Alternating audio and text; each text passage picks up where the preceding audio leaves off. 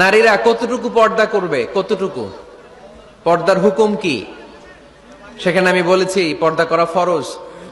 এই পর্দা আপনার অধিকার, এটা আপনার আভিজাত্যের প্রতীক, আপনার রুচির প্রতীক। এটা বলে কতটুকু পর্দা, সেক্ষেত্রে আমি দুইটা মত উল্লেখ করেছিলাম,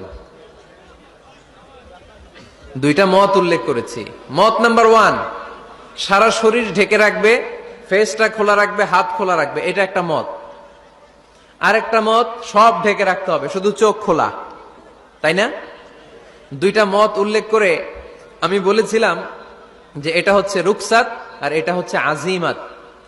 আমি এও বলেছি যে এর চেয়ে শ্রেষ্ঠ পর্দার হতে পারে না, শুধু চোখ খোলা, সব ঢেকে রাখতে হবে, এটা শ্রেষ্ঠ পর্দা, এর চেয়ে ভালো পর্দার হতে পারে না। আমি নিজেও সাজেস্ট করি এটা, যে শুধু চোখ খোলা থাকবে।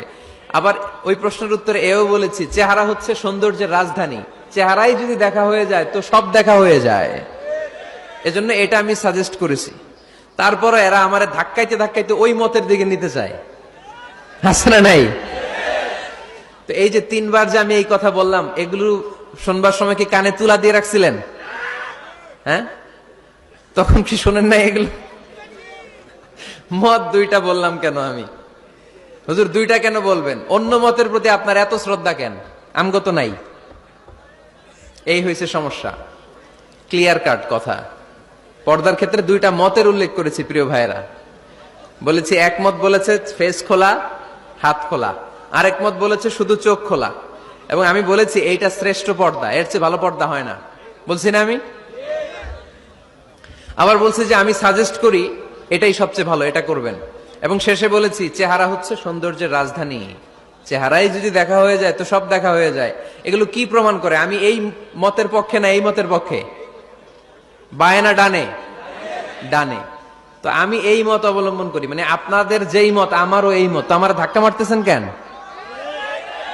ধাক্কাইতেছেন কেন আমাকে? ধাক্কাই আমার ওই মতে নিতে চায়, এটা ঠিক না।